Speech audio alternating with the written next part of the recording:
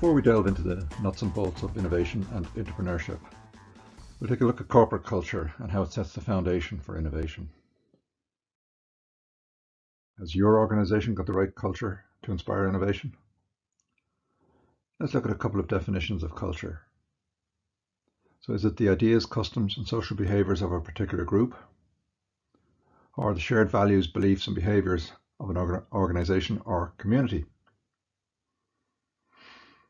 Also, how do these definitions relate to a remote or working from home environment?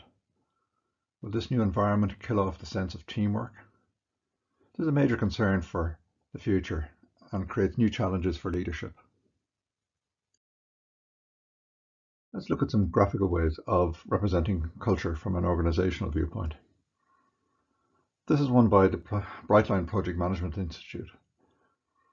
Culture is depicted at the core of the business model and stresses the need to find a balance between the discipline required for operations and the flexibility required for innovation.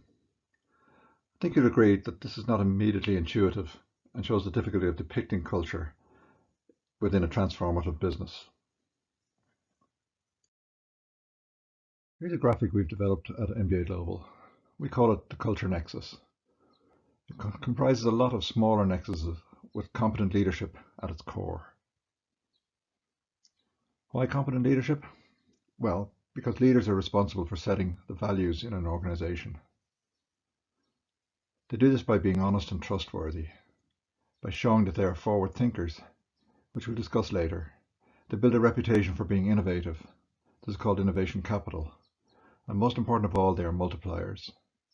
They get the best out of people. Again, we'll go into this in greater detail. Leadership competence sets 5 further important nexuses. The strategy and goals of the company and how they are communicated. When these are communicated well and honestly, they define how systems and methods of operation are implemented. They set the standards of general behavior through their own values. They encourage employee development and growth and reward performance and innovation. They know how to identify entrepreneurs within the organization and how to nurture their discovery skills. Competent leadership sets the general atmosphere and mood, encourages teamwork, and creates a safe environment for innovative ideas to come to the fore. So think about your own organization. Do you recognize these individuals in your organization? Maybe the following are more recognizable in your company.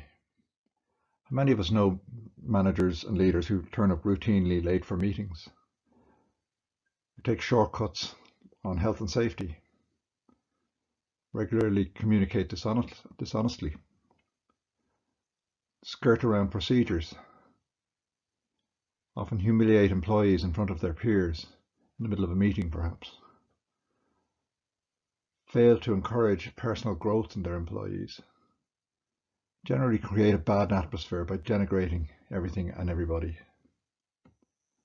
Which type of leader is likely to be more successful in the long term? Let's look at some of these leadership competences in more detail.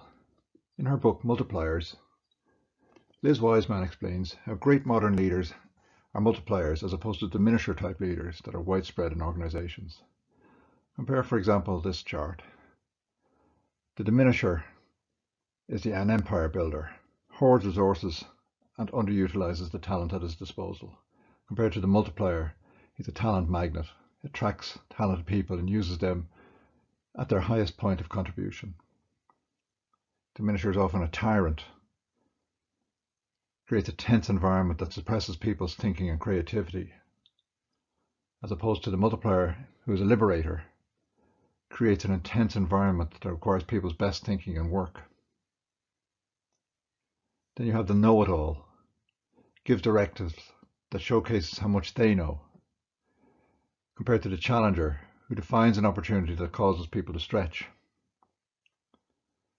The decision maker, who makes centralized, abrupt decisions that confuse without consulting with others, versus the debate maker, who drives sound decisions through rigorous debate. And then you have the micromanager, drives results through their personal involvement, always looking over the shoulders of people. This is compared to the investor who gives other people ownership for the results and invests in their success. Forward-thinking leaders ask themselves 3 questions. What will people or customers want next? What will new emerging technologies enable us to do? And what will changing environments force us to do? Competent leaders create an atmosphere of psychological safety. What is psychological safety, you ask? Well, psychological safety is about risk-taking and being comfortable with vulnerability. People who don't feel psychologically safe worry that taking risks will mean they're seen as ignorant, incompetent, negative, or even disruptive. Psychological safety means feeling confident about admitting mistakes, asking questions, or offering new ideas. Competent leaders also create an atmosphere of intellectual honesty. This is where the focus is on truth and facts, eliminating weak ideas, speaking up, and calling out BS wherever it is. This is simply being honest without trying to humiliate people. Finding the right balance between psychological safety and intellectual honesty is what competent leaders are good at. We'll discuss this later with a fairly contemporary example. In summary then, what are the core requirements for an innovation culture? One where innovation will thrive. The first is inspiring and competent leadership, which we've discussed in quite some detail. Second is a general atmosphere within the organization of psychological safety and intellectual honesty that encourages employee development and growth. Third one is the ability to identify entrepreneurs and the nurturing of discovery skills within those entrepreneurs. These are the set of skills that contribute to one's ability to innovate. And fourth then is the bigger picture, a continuous innovation strategy, such as an innovation management system. We'll go into this much later in the workshop, but this is having a business model that has innovation at its core. And finally, we look at how to audit your corporate culture using a 360-degree approach. This ideally comprises a series of questions and answers that all employees and managers fill out. And the questions have a Likert scale answer system. So it should be an honest audit that identifies both the competences and incompetence within the organization. And senior management should be prepared to act on its results and not ignore sources of toxicity within the organization.